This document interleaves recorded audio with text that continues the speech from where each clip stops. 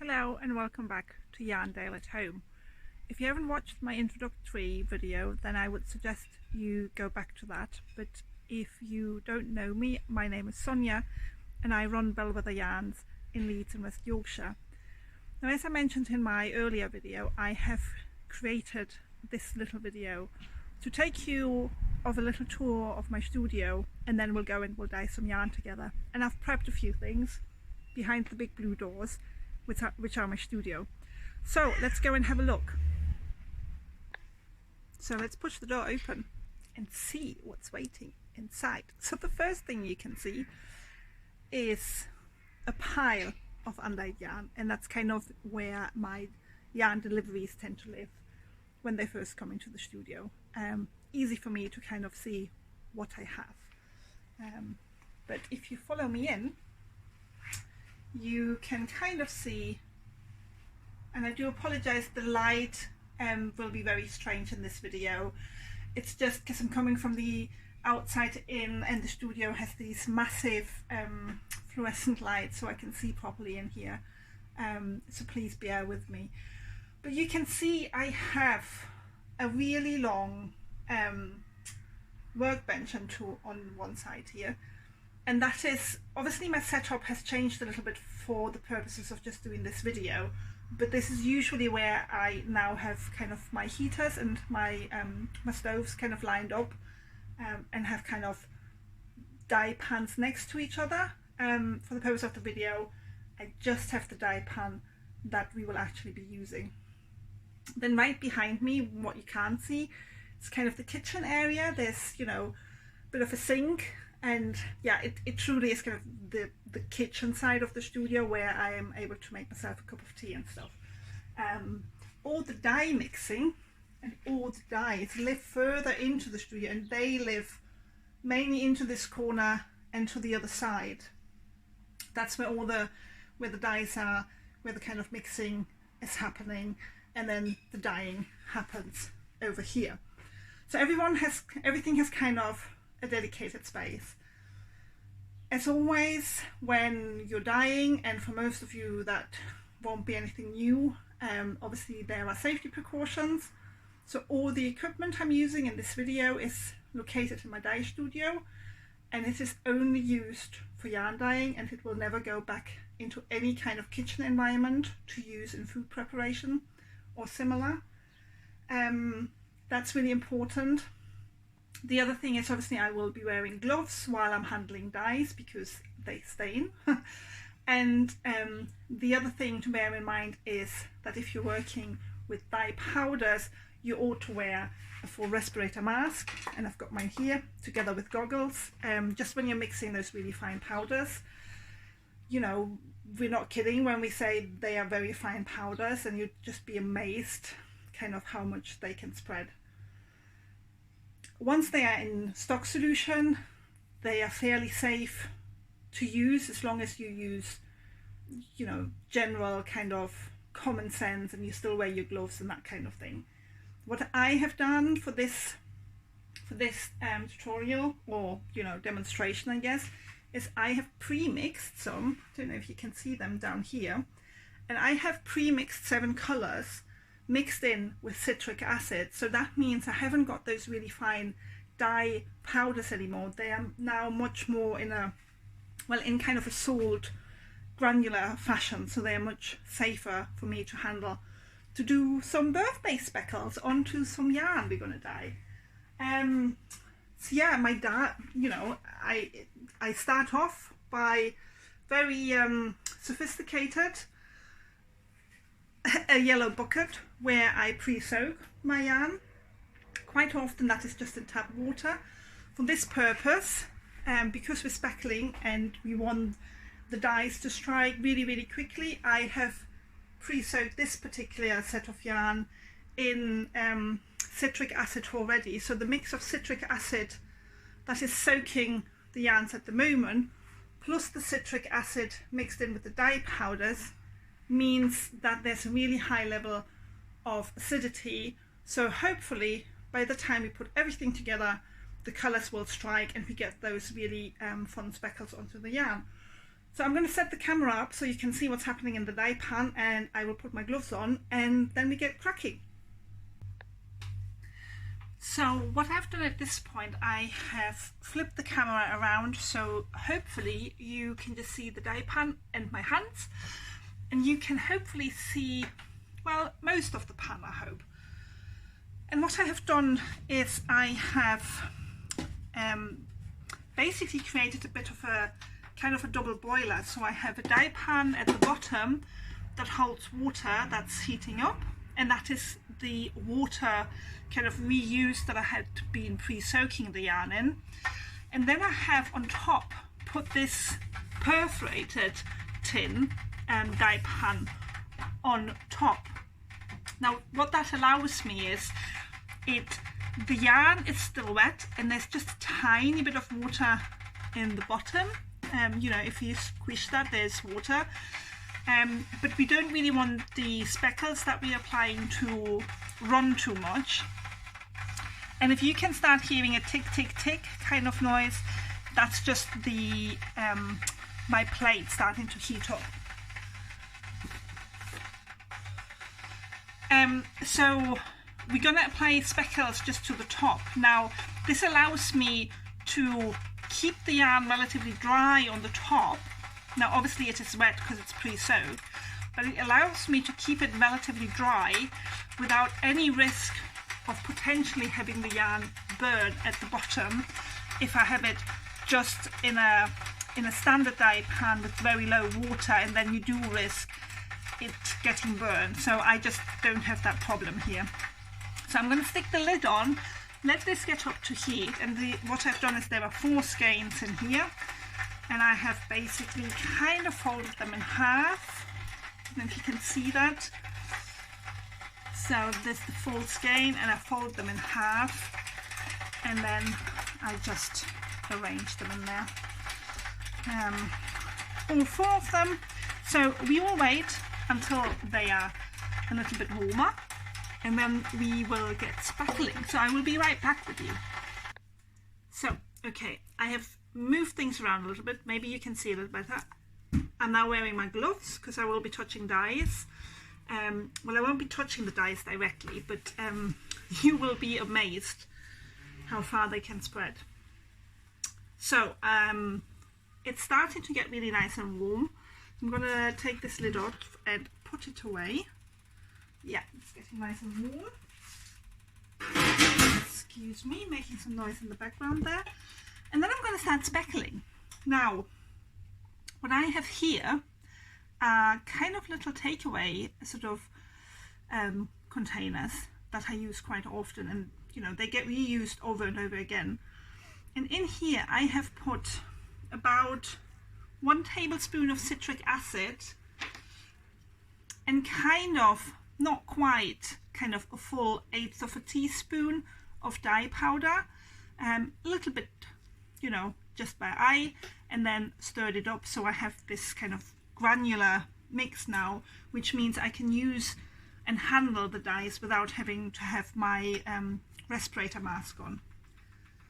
Now when it comes to speckling, everyone has a different preference. So some people will use, let me show you. Some people will like use kind of these tea eggs, you know, you can open them and put dye in there and kind of spread it around. Or these little tea sieves, similar sort of concept. They don't really work that well for me, so I have them, but I don't use them very often. You can try things like, if you have your dye in solution, you can kind of flick it, maybe with like an old toothbrush or something, or sometimes I use a little paintbrush to kind of flick it on. But the one thing that has worked for me is the back of a spoon, literally. I don't know, I tried it at one point and that just works for me, and that's kind of what I'm doing. So I'm just going to go in here and I give this a bit of a stir. I think there's still some white sections under there. And then you can just see that there is kind of just a tiny amount on there, on the back of that spoon kind of in that ridge, and I hope that focuses for you. But I will just go ahead and tap that across the yarn, and I just like, I've got a long blonde hair, I wonder whose that would be. So, and I'm just literally gonna tap this across, and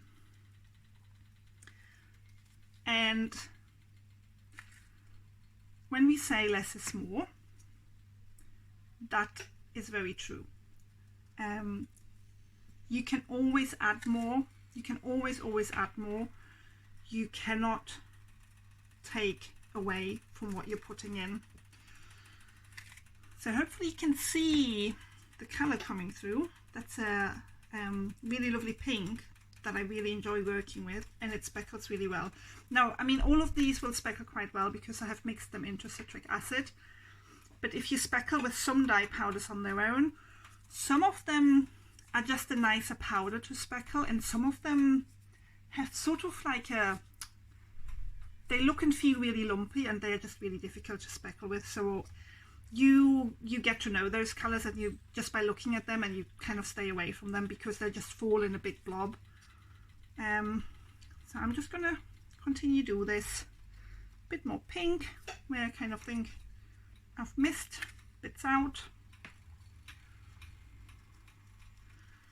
you know, around, especially kind of around edges and around cable ties. So there's just a little bit of pink in there, and then I'm just, once I'm done with them, I've got lids for them. Let's just pop a lid on that, put that to the side. I'm going to put the lid back on and just let this sit for a couple of minutes to give the pink a chance to set before I introduce another colour, because I don't really want them to blend and run too much. I want the individual colours to be visible on their own. So we are back. I've left this a few minutes, and I'm going to see if I think that maybe the pink has set enough.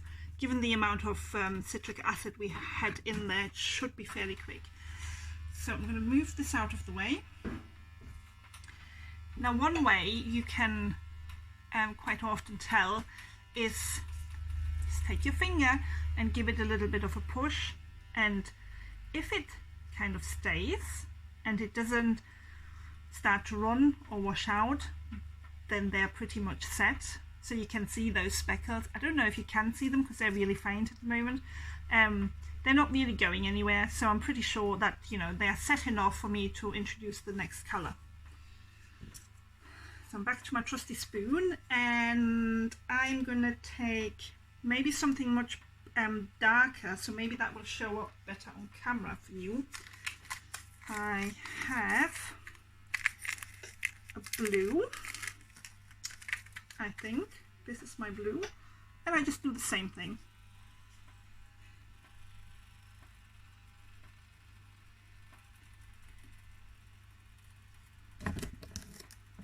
Now I definitely have a little bit more water sitting on this side, so I wonder if my work surface is a little bit uneven.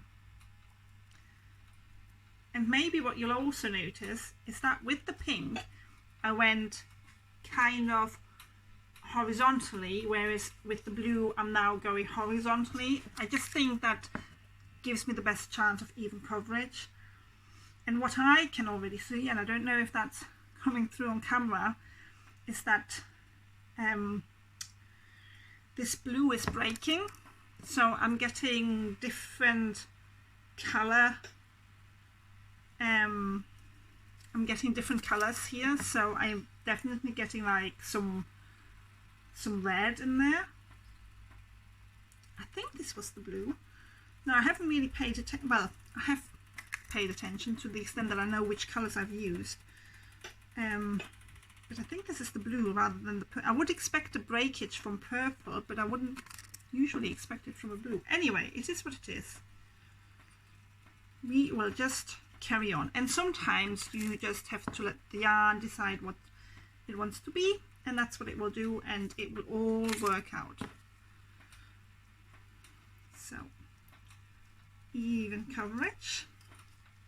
So I think maybe a little bit more this bottom here. So now I'm getting a notification that the battery on the phone is low. So hang on. Don't panic, anyone. I have come prepared because I knew that something like this was most likely going to happen. So just excuse me the second while I plug you in. The camera might just go out of focus for a bit.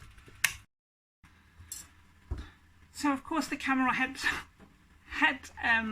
died on me, which is just typical when you're in the middle of a dye demonstration. Anyway, I'm back. We're plugged in now. Shouldn't happen again. And I haven't done anything else. I just let it all be the heat. I had applied those blue speckles before we got interrupted, but I am back. So the lid is getting quite hot at this stage, hence the towel to lift things up. So, but you can see very little, well, virtually no running, and if I stick my hands in there, you know, they are not really going anywhere, so they are set. And part of that is by putting the lid on, that steam that's created from the hot water in the bottom just helps to set the speckles. So next colour, and I think I'm gonna, I don't know, I've put 2 colours on so far. Let's see how we get on with another 2 and how much that is. So maybe we go in with the sort of yellow, golden yellow colour, and if I put that there, and I'm gonna go across again this time.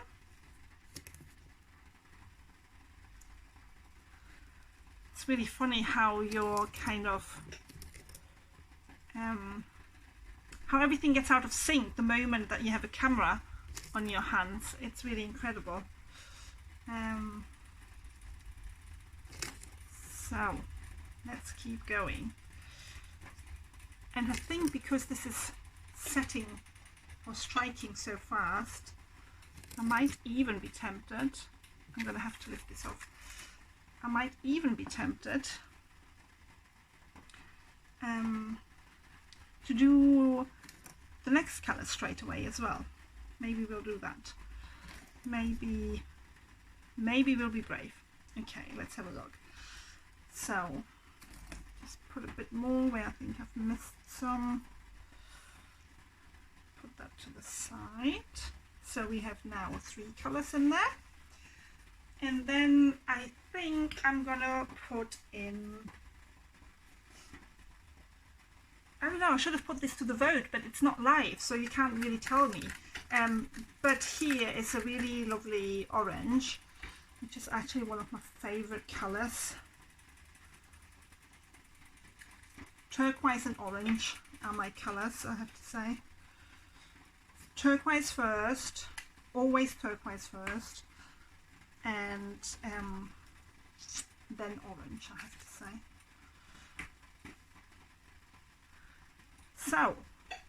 So maybe you can see kind of what kind of effect I'm going for here.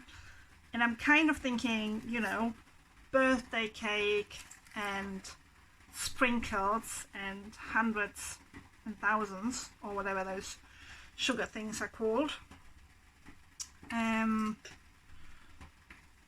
So I'm just going to finish this, and then what I'm going to do is I'm going to lift the, so I'm going to finish this, I'm going to let this set, and then I'm going to flip the yarn, because we've got lots of colour on one side and there won't be anything on the other side. I mean, and that is exactly what we wanted in a way, but this kind of applying dye in this way just means that there's a lot of kind of turning it until you get kind of the coverage you want. And you know, you probably you want a little bit of that white showing through to show the speckles. So I'm going to let this set, flip it, and then we'll be right back. Right, so I let that set and I've flipped that, and you can see that I mean, you can obviously see some of the speckles, but the idea at this point is just to expose the mostly white yarn on the other side. And this is now getting really quite hot, so I have these rather handy little tongs, which are fabulous.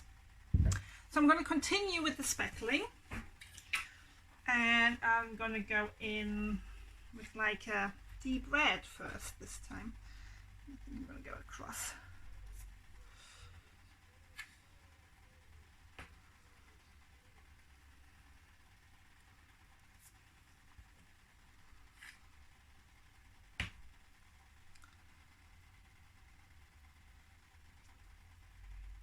A bit less there because I've dropped a huge, like, not lump there, but I've dropped quite a lot of red in that area already.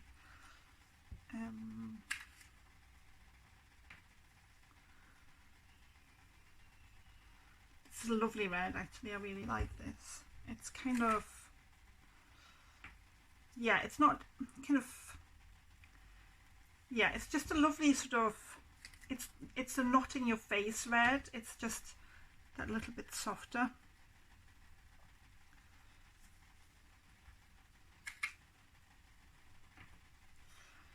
So, and at this point, because the yarn is so hot, I'm going to go straight in with the other two colors I have left, and then and then I'm going to see what I have left at the end. I mean, how many kind of white areas we have left. Here's the next pot. This was a purple, so we may see a bit more breaking here.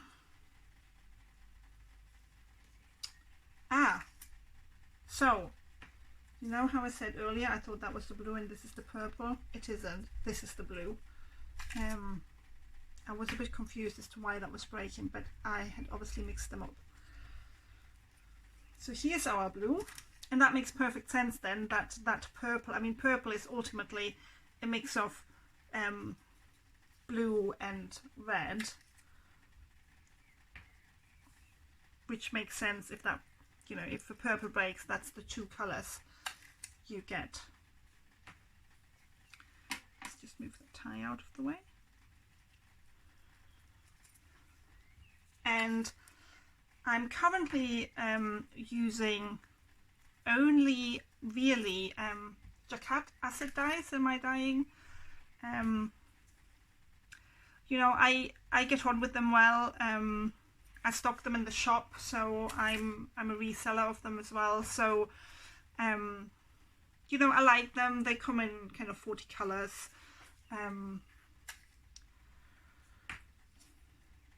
There are lots of, you know, there are lots of suppliers and lots of kind of makers, I guess, out there, and you know, just try some different ones. Dharma is a different one.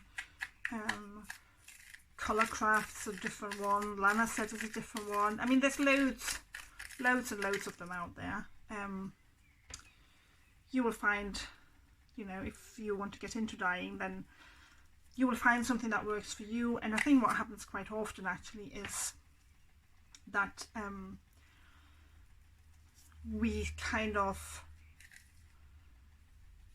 mix dyes. I mean, you know, just because I'm using Jacquard here doesn't mean I couldn't use a Dharma dye or a Colorcraft dye at the same time. They all behave, you know, very much the same, or they need to be, the process is very much the same, and you can use them kind of interchangeably to get ultimately to get the colors you want. Okay, a bit more green over there, I think, and then I'm gonna let this heat up again, and then we will have a look and see how we're getting on with the rest of the yarn. And maybe I will have to kind of move the dyes, the zip ties a little bit, but we will have a look at that shortly. See you shortly. So I have flipped this one more time just to expose a little bit more of these sort of still very white areas, and we can definitely see much more now. We have a little bit of, you know, where maybe the speckles have run a little bit, and it's mainly the blue. But yeah, there's still quite a lot of white areas, and I want some white left, but not quite as much. So I'm going to apply a little bit more, going back kind of to the colour in the sequence that I started with them. And at this point it's really kind of just, I'm just going to try and concentrate on the areas that look kind of very naked, if that makes sense. Because I do definitely want the kind of the natural colour of the dye kind of through and show off the speckles, but some of this is just too light for me, sort of over here especially. So we're going to touch that up.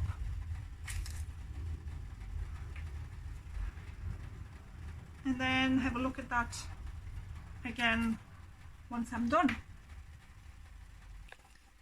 So I have speckled that up with a bit more colours. I'm going to put the lid back on and come back in a few minutes and see how it's doing. So I have turned this one final time, so that was the fourth turn, just to expose a little bit more white yarn. Let that set for a little bit, and now you can see if I just like press this little spoon in it, still the speckles seem to stay. So that's pretty set. What I like to do at this point, and at that point we may well see a bit more kind of running in a way, is I will lift these out of the pan, out of this top pan, and I'm going to place them into that hot water. I mean, they are hot already, so there's no shock in terms of temperature to the yarn. I'm going to lift these out of this pan and then place them into the hot water below, and then kind of completely allow that to heat set in a way, if that makes sense. So I don't know if I can do this. I think I need to do this separately, so if you spare with me a second. So what I do at this point, I've lifted the top tray off, and then I am just moving them from that perforated tray back into the hot water to fully submerge that in water now. And you can see if there would have been dye that hadn't set in a way, we would get a lot of running of the colour into this water, but it's staying pretty clear, so I'm pretty confident that all those speckles are set. But I have been caught out far too often, so I'm gonna put all those 4 skeins into this hot water and allow that to properly heat set in the way that I would let any kind of, any dye job allow to just sit in the hot water and kind of fully heat set. So I'll probably leave this for maybe 20 minutes, half an hour, and then turn that off and allow that to cool. And then hopefully we are able in a position to share one of my, if I can get at least one dried very quickly for the video, a birthday speckle skein of yarn. So I hope this was useful. Thank you very much for watching. I do apologize, this is maybe not the most professional quality of video, but it's not really something I've done before. So I had to kind of fiddle around a lot in the studio trying to set things up. Anyway, I hope you found this interesting. Do let me know what you think of the yarn. They are definitely one of a kind skeins. I will probably I quite enjoy this kind of work, but it's really difficult to recreate something like this. That's just the nature of it. So yes, thank you for watching and take care.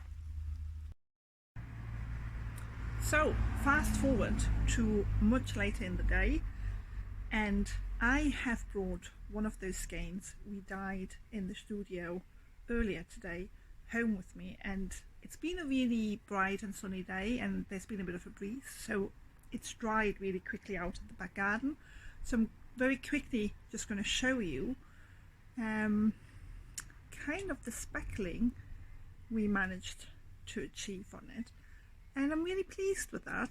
They're quite dainty in a way, and I think they are busy enough without being kind of too busy, and I think it'll work up really lovely. It has definitely plenty of sort of white still left in there, which I really like.